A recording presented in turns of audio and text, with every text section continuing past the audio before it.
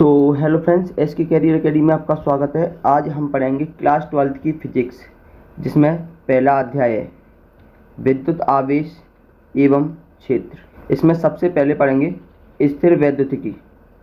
इसमें क्या होता है? स्थिर आवेशों का अध्ययन किया जाता है। विज्ञान की वह शाखा जिसमें स्थिर आवेशों का अध्ययन किया जाता है स्थिर वैद्युतिकी कहलाता है। इसमें क्या होता है? स्थिर आवेश होते हैं, मतलब इस पूरे चैप्टर में हम स्थिर आवेशों का अध्ययन करेंगे। इसमें जो आवेश होंगे कैसे होंगे? स्थिर होंगे। अब ये तो हमने जान लिया कि आवेश स्थिर होंगे, लेकिन आवेश कहते किसे हैं सबसे पहले उसके बारे में जानेंगे। तो आइए देखते हैं। अब देखेंगे विद्युत आवेश किसे कहते हैं।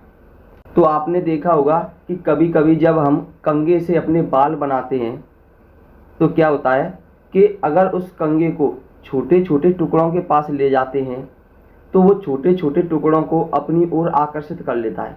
क्यों कर लेता है भाई? क्योंकि वह आवेशित हो जाता है हमारे बालों के कारण। अब बालों के कारण आवेशित हो जाता है तो जो उसमें वो गुण आ जाता है जिसके कारण वह छोटी छोटी वस्तुओं को अपनी ओर आकर्षित कर रहा है, वही गुण क्या कहलाता है? आवेश कहलाता है। तो आइए देखते हैं इसकी परिभाषा कैसे लिखेंगे। किसी वस्तु का वह गुण जिसके कारण उसमें अन्य वस्तुओं को अपनी ओर आकर्षित या प्रतिकर्षित करने का गुण आ जाता है, विद्युत आवेश कहलाता है। मतलब यह आकर्षित भी कर सकता है, अपनी तरफ खींच भी सकता है और अपने से दूर भी कर सकता है। इसमें दो कंडीशन होती हैं, उसके बारे में हम आगे पढ़ेंगे। सबसे पहले देखेंगे कि इसको क्यू से प्रदर्शित करते हैं। किससे प्रदर्शित करते हैं? क्यू से प्रदर्शित करते हैं। इसका एसआई मात्रक क्या होता है? कूलाम होता है। इसका एसआई मात्रक कूलाम होता है। यह एक अदिश राशि है। कैसी राशि है? यह एक अदिश राशि है। इसका अगर फॉर्मूले की बात करेंगे तो फॉर्मूला होता है Q बराबर NE, जहाँ Q क्या है? विद्युत आवेश है। N क्या है? N है पदार्थ में इलेक्ट्रॉनों की संख्या, मतलब कोई पदार्थ होगा उसमें इलेक्ट्रॉनों की संख्या है N। और E क्या है? E है इलेक्ट्रॉन पर आवेश। आवेश कितना है? जिसका मान होता है 1.6 इंटू 10 की पावर माइनस के 19, यानी कि 1.6 into 10 to the power minus के 19 कूलाम। क्लियर? अब बात करें विद्युत आवेश के प्रकार के बारे में, तो विद्युत आवेश दो प्रकार के होते हैं। नंबर 1 धनावेश और नंबर 2 ऋणावेश।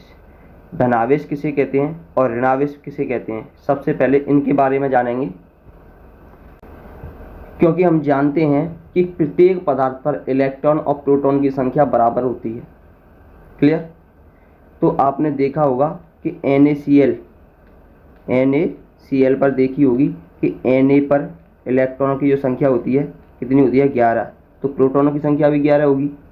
और Cl पर इलेक्ट्रॉनों की संख्या कितनी होती है? 17। तो प्रोटॉनों की संख्या भी कितनी होगी? 17। इस पर देखा होगा कि Na पर हमेशा पॉजिटिव साइन लगा होता है और Cl पर हमेशा नेगेटिव साइन लगा होता है।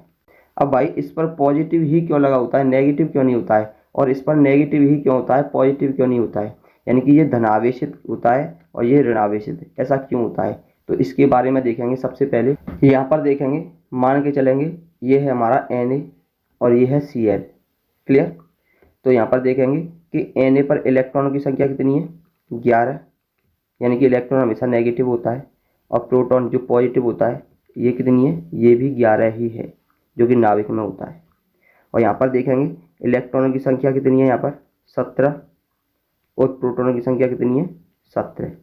और कैसे होगी? पहली कक्षा में 2 इलेक्ट्रॉन होंगे, 1 और 2। दूसरी कक्षा में कितने होंगे? 8।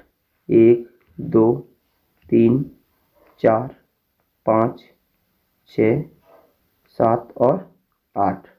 तीसरी कक्षा में कितने बचेंगे? 1, जबकि कितने होने चाहिए? 8। इसी प्रकार इसमें देखेंगे तो पहली कक्षा में 2 1 2, दूसरी कक्षा में कितने होंगे? 8, यानी कि 1 2 3 4 5 6 7 8। तीसरी कक्षा में कितने होंगे? 8 होते हैं, लेकिन यहाँ पर कितने बचे हैं? 7। 1 2 3 4 5 6 7। ठीक है? यहाँ पर इसे पूरी कक्षा करने के लिए कितने इलेक्ट्रॉन की जरूरत है? 1 इलेक्ट्रॉन की जरूरत है। और इसे अपनी कक्षा पूरी करने के लिए कितने इलेक्ट्रॉन की जरूरत है? 7 इलेक्ट्रॉन की जरूरत है। क्लियर? या तो ये इससे 7 इलेक्ट्रॉन लाकर अपनी कक्षा पूरी कर ले या फिर की कक्षा पूरी हो सकती है। तो एक इलेक्ट्रॉन 7 इलेक्ट्रॉन को तो ले जाने से रहा, जब इनकी क्रिया करेंगे, क्या करेंगे, जब इनकी क्रिया करेंगे तो क्या होता है कि Na का जो एक इलेक्ट्रॉन है वो कहाँ पर चला जाता है, वो Cl पर चला जाता है। क्लियर। तो यहाँ पर जो इलेक्ट्रॉन बचते हैं वो इलेक्ट्रॉन की एक की कमी हो जाती है, यानी कि यहाँ पर बचते हैं इलेक्ट्रॉन 10 और प्रोटॉन कितने हैं, 11। यानी कि प्रोटॉन पॉजिटिव वालों की संख्या अधिक हो जाती है और नेगेटिव वालों की कितनी रह जाती है, 10, यानी कि कम रह जाती है। इसीलिए जो Na होता है उस पर क्या होता है, पॉजिटिव होता है, यानी कि धनावेश आ जाता है। धनावेश कब आता है, जब इलेक्ट्रॉन की कमी हो जाती है। और यहाँ पर क्या होता है, 17 इलेक्ट्रॉन है, यहाँ पर एक इलेक्ट्रॉन बढ़ जाता है, कितने हो जाते हैं, 18। और प्रोटॉन कितने हैं, 17। यानी कि इलेक्ट्रॉन है जो नेगेटिव है उनका चार्ज ज़्यादा हो गया, इसीलिए इस पर क्या हो जाता है, नेगेटिव चार्ज आ जाता है, ऋणावेशित हो जाता है। क्लियर। इसी कारण जो Cl होता है वो कैसा होता है, नेगेटिव होता है, और Na होता है वो कैसा होता है, पॉजिटिव होता है। क्लियर। यानी कि इलेक्ट्रॉन की वृद्धि हो जाती है वहाँ पर नेगेटिव चार्ज आ जाता है, और जहाँ पर इलेक्ट्रॉन की कमी हो जाती है वहाँ पर पॉजिटिव चार्ज आ जाता है। तो सबसे पहले देखेंगे हम धन आवेश। धन आवेश किसे कहते हैं। तो अभी हमने देखा था कि जहाँ पर इलेक्ट्रॉन की कमी हो जाती है वहाँ पर धनावेश उपस्थित हो जाता है। तो इसकी परिभाषा में लिखेंगे, इलेक्ट्रॉन की कमी के कारण उत्पन्न आवेश को धनावेश कहते हैं।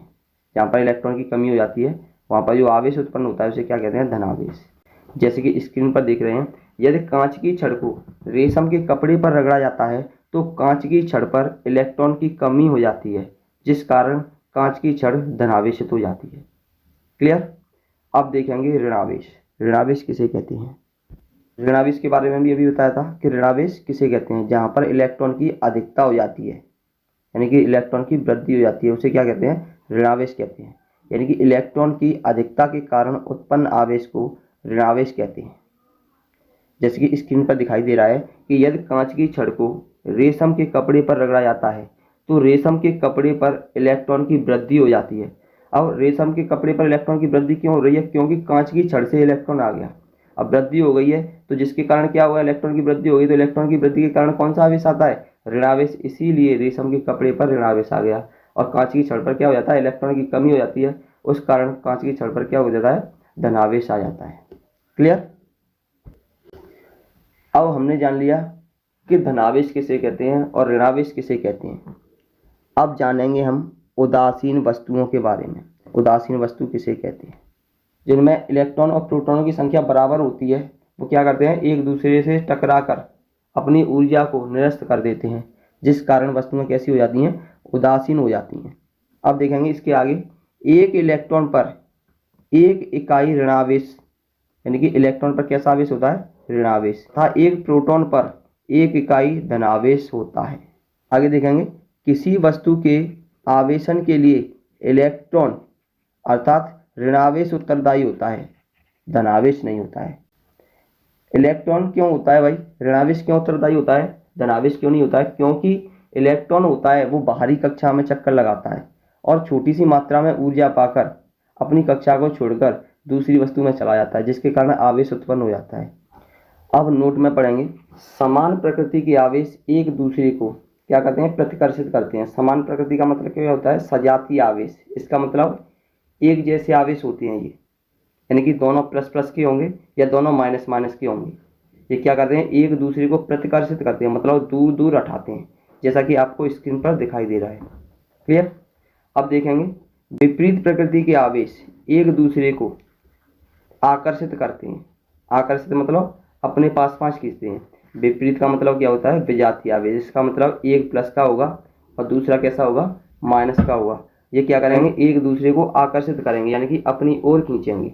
एक प्लस का और एक माइनस का होगा, यानी कि एक पर प्लस चार्ज होगा और दूसरे पर माइनस चार्ज होगा, तो एक दूसरे को आकर्षित करेंगे, जैसा कि आपको स्क्रीन पर दिखाई दे रहा है। एक आवेशित वस्तु किसी अनावेशित वस्तु को आकर्षित कर सकती है। मतलब एक आवेशित वस्तु होगी वो किसी भी अनावेशित वस्तु को आकर्षित कर सकती है, इसीलिए आकर्षण को आवेशन का प्रमाण नहीं माना जा सकता। आवेशित वस्तु दूसरी समान प्रकृति के आवेश को ही प्रतिकर्षित कर सकती है। मतलब अगर एक आवेशित वस्तु होगी वह दूसरी जो अगर दूसरी वस्तु को प्रतिकर्षित कर रही है तो वो उसी को करेगी जिस पर समान आवेश होगा। मतलब अगर प्लस की होगी तो प्लस को ही प्रतिकर्षित करेगी, माइनस की होगी तो माइनस को ही प्रतिकर्षित करेगी। इसीलिए प्रतिकर्षण को आवेशन का प्रमाण माना जा सकता है, लेकिन आकर्षण को आवेशन का प्रमाण नहीं माना जा सकता है। क्लियर? प्रतिकर्षण को आवेशन का प्रमाण माना जा सकता है। अब हमारे पास कुछ क्वेश्चन है जिसके आंसर आपको कमेंट बॉक्स में देने हैं। पहला क्वेश्चन है, किसी वस्तु ए पर धनावेश है, यह वस्तु बी को अपनी ओर आकर्षित करती है, तो ए पर आवेश की प्रकृति क्या होगी? नंबर 1 धनावेश होगी, नंबर 2 ऋणावेश होगी, नंबर 3 उदासीन होगी, या फिर ऋणावेश और उदासीन दोनों होंगी। दूसरा क्वेश्चन है हमारा, वस्तु ए पर धनावेश है, यह वस्तु बी को प्रतिकर्षित करती है, बी पर आवेश की प्रकृति क्या होगी? इसमें नंबर ए है धनावेश, नंबर बी है ऋणावेश, नंबर सी उदासीन, या फिर कोई नहीं। इनके आंसर आपको कमेंट बॉक्स में देने हैं। धन्यवाद।